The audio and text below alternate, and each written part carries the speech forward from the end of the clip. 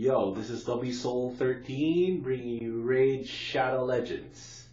Today we're going to be doing a feature on Drexthar Bloodtwin, alright? And we're going to be doing this while I am on the treadmill. So you gotta bear with me a little bit, but we're going to be doing Drexthar Bloodtwin and why I believe he is one of the best F2P low standard champs you could get in the game, right? Let's slow that down a little bit so I can talk. So what I do when I do the treadmill is what's called Zone 2 cardio, which is your age. So you deduct 180 from your age, and that will be the maximum heart rate you're going to go for, and the minimum heart rate is going to be 90% of that. That's it. So the reason why I'm doing this is because that is the best zone you can be in for cardiac health. Long term, it's good for your heart. So let's see where we're stuck at in Doom Tower this rotation. So this is the current Doom Tower team I'm running. So actually, what I used to clear right before 57, which is 56, was I didn't have Nari. So I think Nari was a broad maul. So the Tormid Mortu Macabre combo is a really hard combo to break, you know. And unfortunately in Eternal Dragon, this combo appears really early, floor 57. So it's a little bit annoying because it's hard to break through. There are ways around it, like anything else. High resist builds. You need damage dealers to get rid of Mortu as quickly as you can. You need Sun champs, provoke champs, anything that can lock down the waves, right? So I just don't have enough, I think, control here. So I'm really missing AoE decreased speed, which I think is a very key ingredient to any kind of control team for hard Doom Tower. You know, the reason why I'm featuring Drexthar here is because the core of Drexthar and Seal of the Drakes is such a big combo for hard Doom Tower, right? So the reason why, so let's go to Drexthar real quick. So the reason why is Drexthar brings a plus 70 accuracy aura in all battles. So once you hit hard Doom Tower, the resist ramps up way higher than the dungeons. So needing 300 plus resist to get through hard Doom Tower, needing 300 plus accuracy, I mean, to get through hard Doom Tower is a must. This just allows you to kind of like blunt that giant number. So you can get away with 280, 290, 270 accuracy, you know, even 250 accuracy in some cases, like the earlier waves. So this will allow you to build for more defensive stats like HP and speed, which is the other important part of hard Doom Tower. And there are ways around the speed cap. Like one of them is obviously AoE free speed. The other one is a speed booster, which is why I'm using Arbiter. And then Arbiter also lowers the buff counters for the opposing teams. So the teams with buffs, they keep the buffs for way less time. But oh shoot, I gotta do that. Sorry. I wanted to talk about Drexthar a little bit more. The main thing, the main draw of Drexthar is this passive. So mine is booked out. You don't have to book him out. This is what's great about Drexthar. Drexthar doesn't have to be booked out to do the Drexthar thing he does, you know? So this is how much is this? 55%, it books up to 75%? Is it 75% book up to? 20, 55, yeah. So it books up to 75%. You can probably add another 5% there from Sniper Mastery if you put him on Sniper. So Drex here puts HP burn onto the opponent every time the opponent hits it, right? So HP burn is becoming this premium debuff or win condition for a lot of PvE content in raid, and hard Doom Tower is no different, you know. And then he has good synergy because he also puts provoke out. Unfortunately, this decreased attack will not go on unless provoke is put on the opponent, right? Also places 50% decreased attack for 2 turns if provoke is placed. So yeah, unfortunately, you know, that's a big downside to Drex. My shoelaces came undone. Give me a second here. So yeah, that's the thing with Drex, is that he can't be or decrease attack champ or clan boss. You know, a little bit unfortunate there, to be honest, because it is a 3-turn cooldown. 3-turn cooldown, 2-turn duration. It's not 100% chance of place though, so you know, I feel like Raid really needs a guaranteed or a free farmable or a farmable champ that can put decreased attack on. So I feel like that's the one source of luck you need to have in Raid. You know, which is fine, because usually, like me, when I first came up in Raid, it took me about 100 days to beat Nightmare Clan boss, you know, which is where that decreased attack has to come in. Alright, so the A1, of course, puts on burn, right? It's a 30% chance? That's a 30% chance, okay. Attacks one, oh, it's a triple hit. Triple hit, 30% chance. Heals this champ for 20% of the damage inflicted if under HP burn. So yeah, it's not 30% per hit, huh? That's a 30% chance. So that's kind of low, to be honest. But you're really relying on Drex to put the burns on from the passive instead of this A1, which is going to come in handy when we go through the boss fights. So let's go through the boss fights that I've beaten with Drex this month. First is Celestial Griffin. Look at that team. That is a fantastic F2P low spender team that you can use to get through hard versions of Celestial Griffin. So I'm experimenting on a new archetype for our Doom Tower for F2P low spenders. And that new archetype is Silver Drakes, Drexthar Bloodtwin, and Spirit Host, who's a farmable champ. I guess you could put Eris here as well. Eris has a cleanse as well. I like Spirit Host better though because she also brings a 1-turn lock debuff, which is not great, but at the same time, it's not bad if you can get it to stick for that 1 turn, right? So there are many ways that could work, you know, even in hard Doom Tower, even if she goes first, because like the speeds vary per boss, and also there's a high chance that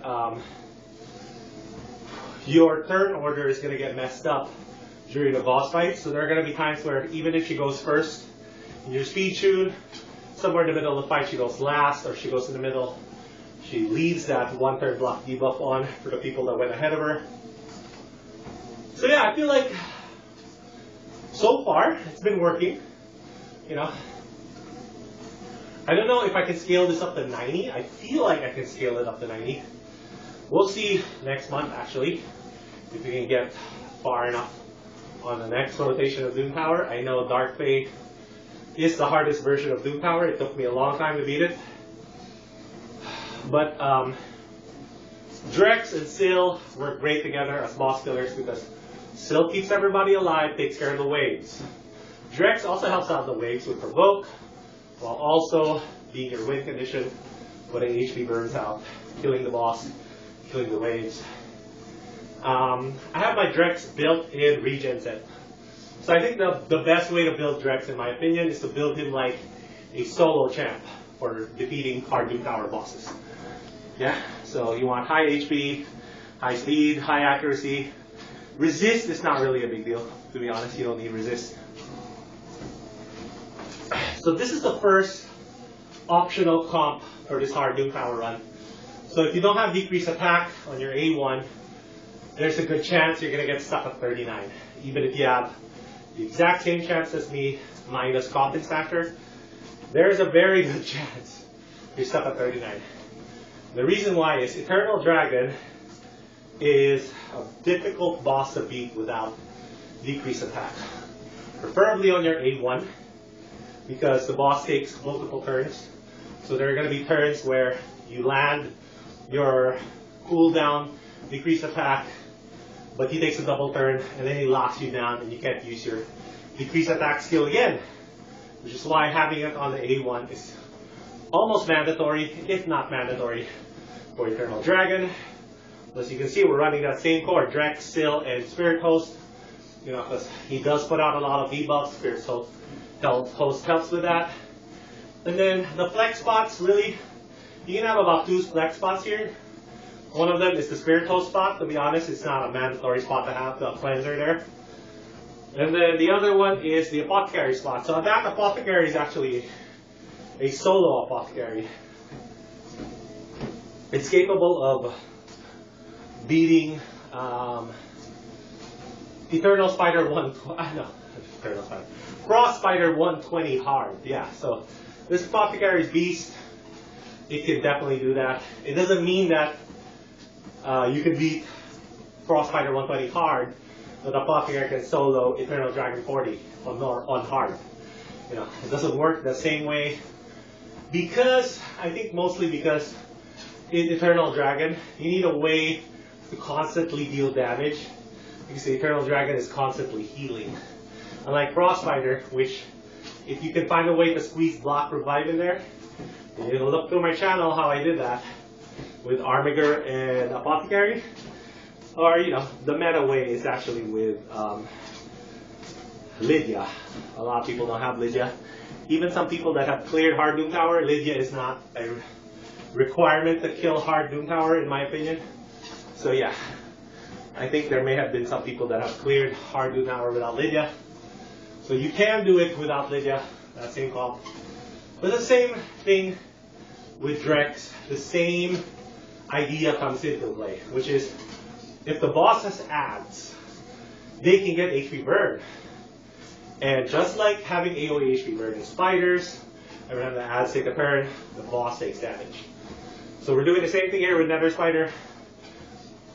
Drex here is amazing because he can put the HP burn on the Netherlings without triggering the counterattack because it's coming off them hitting Drex. And since their attack are AoE attacks, they will always hit Drex. So they will always proc that HP burn. So I really like it here, you know. And the same, I'm trying the same core of Sil, Spirit Host, and Drex, right? And I just want, for the flex spots here, I'm looking for damage mitigation. So Valerie helps stick down all the debuff timers, put shield on. Broadmaw can pick people up, give them block damage so they get a guaranteed turn.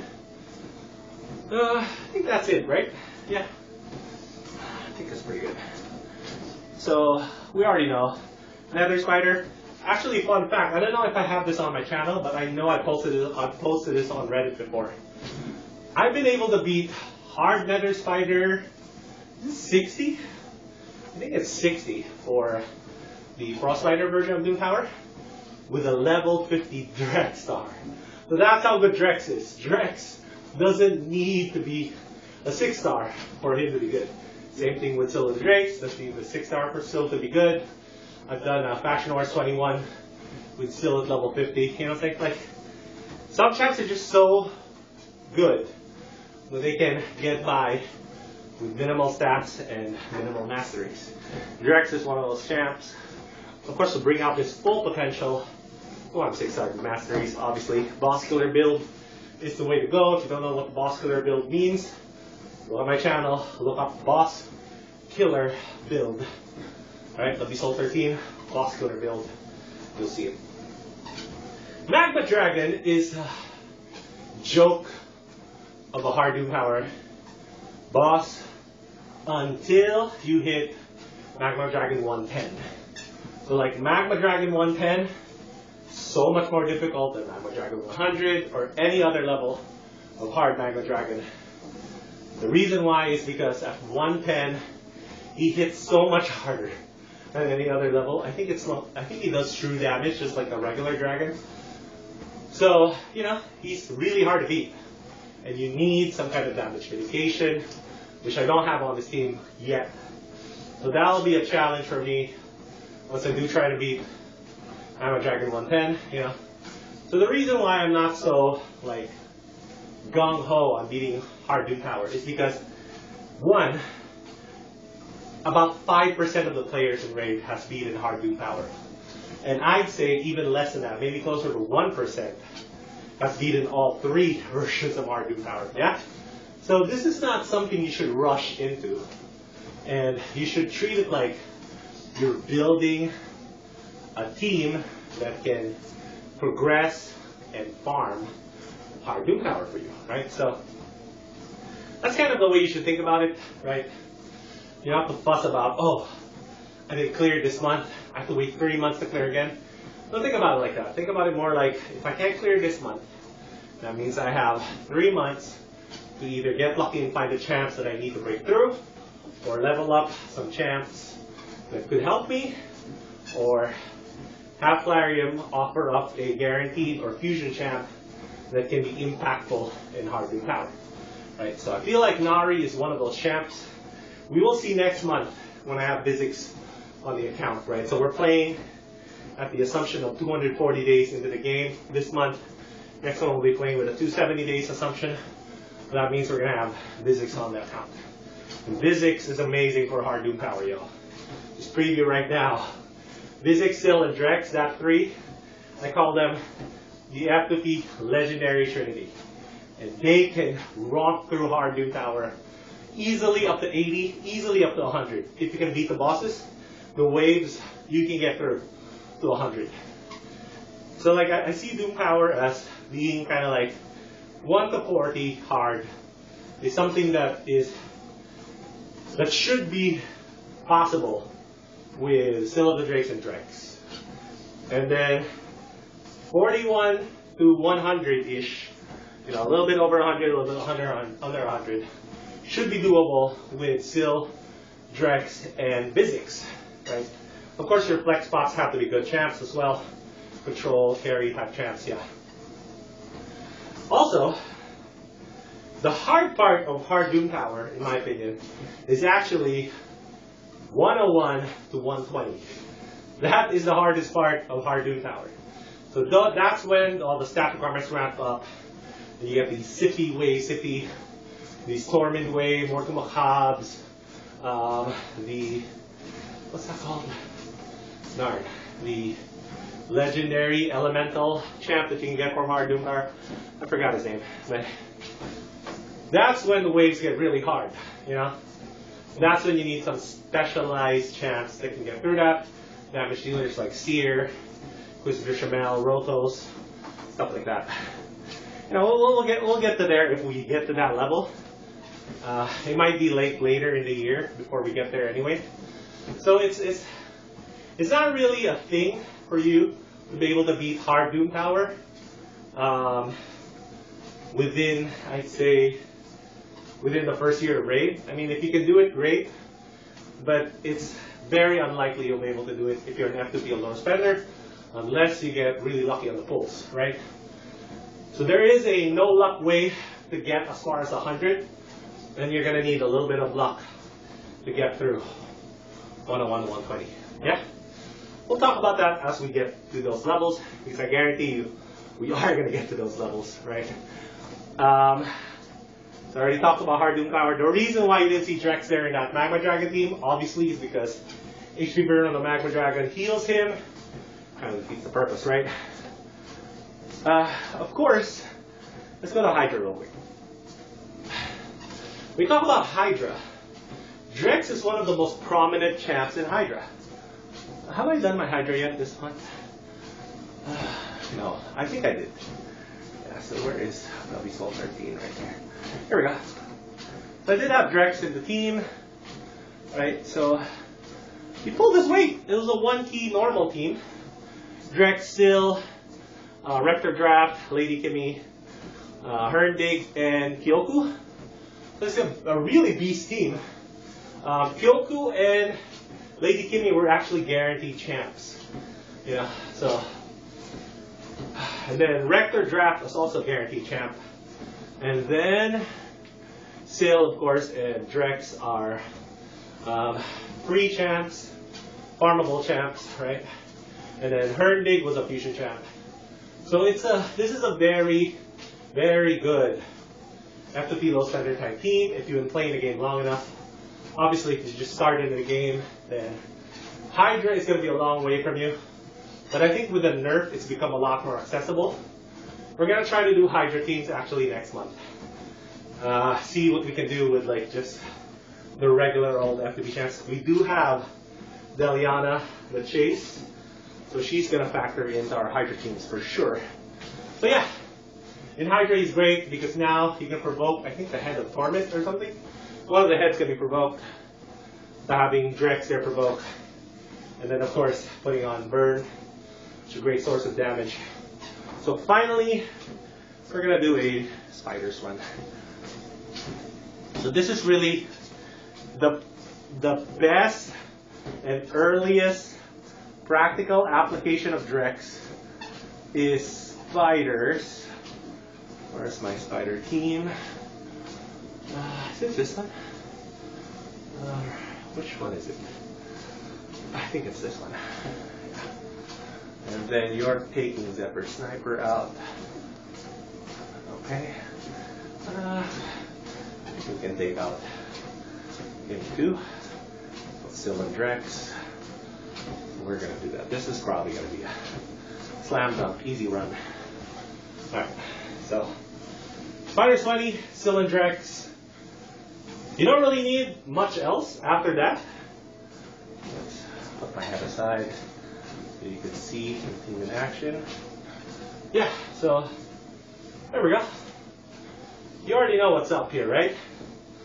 Drex does provoke for the Spiderlings, so they can have HP burn on.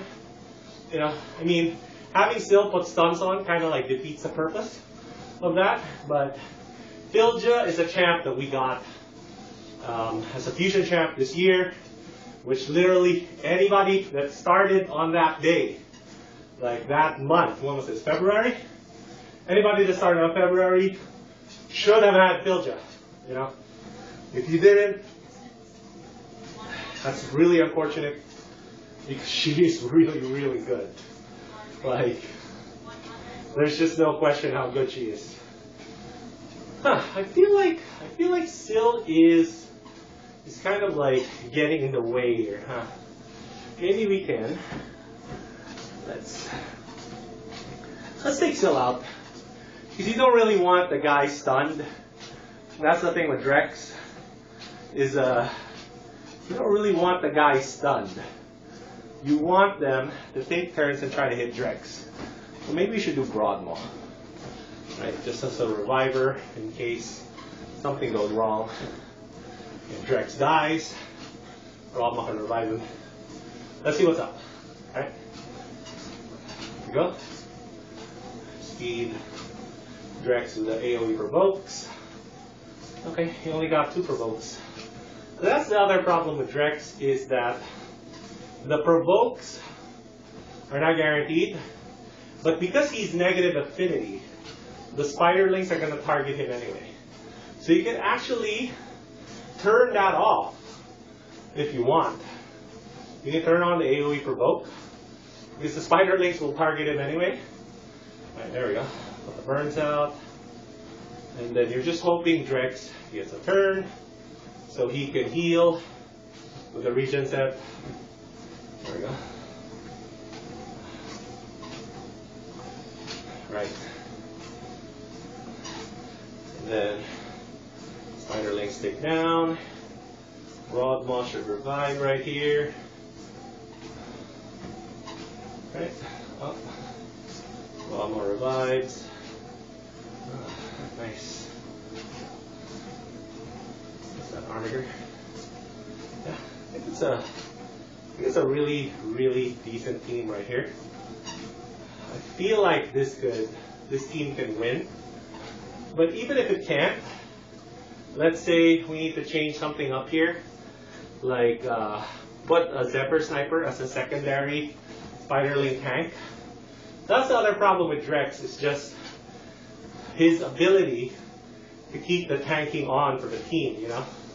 In a team without healing, like this team right here. So maybe we can put Syl back in, but just turn off the AoE stun. Why don't we do that? Man. I think I'm good with my treadmilling too. Probably stop that now. Alright. Aren't you glad that I'm showing you exactly how to build this team? So where is it at? It was, I think, this team. Alright, so we can click on this team right here. And we want to get rid of you and, oh shoot, no, I think that's my Fire Knight team. So let's go here, you. We're putting in Drex and Syl. And then Syl, we are turning off. Don't use, right? And then Drex, we are also turning this off. Don't use, I mean, AoE decrease attack, it's pretty good. It's just that, maybe it's fine. Maybe we can keep that on. We'll see. Right, so let's see if this does a little bit better. I think it will. I think this will clear. Oh, man.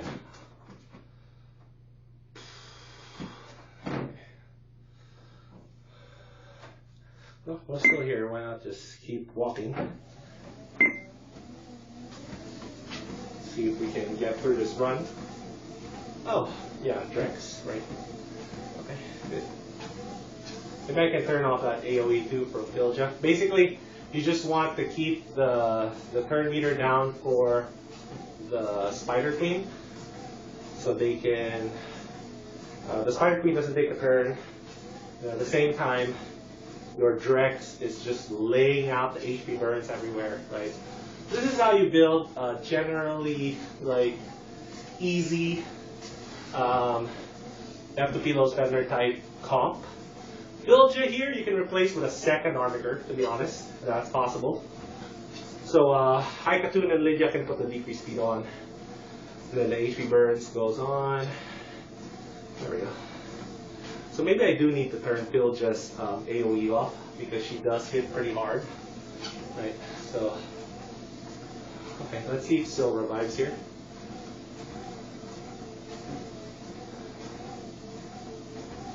I'm hoping she revives here. There we go. Here's the revive. Here's the decreased turn meter. Alright. Alright, so it's working out pretty good. Yeah, I think that AoE from Filja is messing it up a little bit though. Kind of unfortunate. But at the same time, this is what we signed up for, right? So yeah, as you can see right here, I think it's working out pretty close to how we want it to work, right? So Drex putting the HP burns on, trying to stay alive with regen set. Syl, so I think one other improvement I can do here is just take the AoE away from Filja. You do miss out on some turn meter for her using that AoE to get back to her deplete turn meter a little bit faster. But at the same time, the Spiderlings stay alive longer. Stay alive longer. They can put the burns on, keep the burns in there. I think the team is pretty good. I think this is exactly the type of team that can like get you through Spiders 20. It's not going to be a quick run. It's going to be a short run. But having that negative affinity on Drex right there, see, it does help a lot because it allows, oh yeah, keeping on that that that AoE provoke with decreased attack turned out to be a great idea, huh? Because what ends up happening there is it decreases the amount of damage coming in the Drex. So yeah, I feel like this is a pretty good team. You know. Seal also contributes a little bit of turn meter decrease, which is great in Spider's 20. In Spider's 20, the Spider Queen doesn't have that almighty passive, which has all decreased turn meter. So even a 10% decreased turn meter is a big deal. Oh, man. Even though it doesn't go on every single time, it's still, I think it's still pretty huge. Right? Yeah, so I feel like, okay, let's see what she does here. Okay. Yeah, it is kind of getting in the way, the A2 for Bilja right here, so I might have to change that up. Let's see who we revives first. Okay, Drex. Good. It's good that she revived Drex first. You do want her to revive Drex first, right? So yeah, it's kind of working out better than I thought it would, to be honest. So yeah, this is the Drex showcase right here, right? So I think Drex is definitely up there. It's one of the best F2P low spender champs in the game, hands down. You know, the faster you can get into your account, the better. I estimate somewhere between like 150 to 200 days for F2P low spenders to get Drex into their account. But yeah, he is definitely up there and can compete with Still of the Drakes for that spot of the best F2P low spender champ in the game. Right? He's just that good, versatile, guarantees you the kill here. Spider's 20, big deal, right? So, you know, I feel like the game has become a lot more accessible for free-to-play low spenders. The missing link here is the knowledge on how to utilize these champs and get the 100% value out of these champs. You know, this is where people like me come in, because we've done it before and we know exactly what you're looking for, how to build them, how to make them great, right? So we'll see you guys on the next one. This has been a pretty long video. Feel free to skip forward and get to the good bits, yeah. But it's basically just a breakdown of how Drex is such a great champ in this game. I haven't even touched every single place that Drex can be good at. Well, it's pretty close. He's probably pretty good in Frostbiter as well, right? We'll see. And then actually he is on my Dark Fate team as well. So we'll see next month what's up with that. Alright, see you all next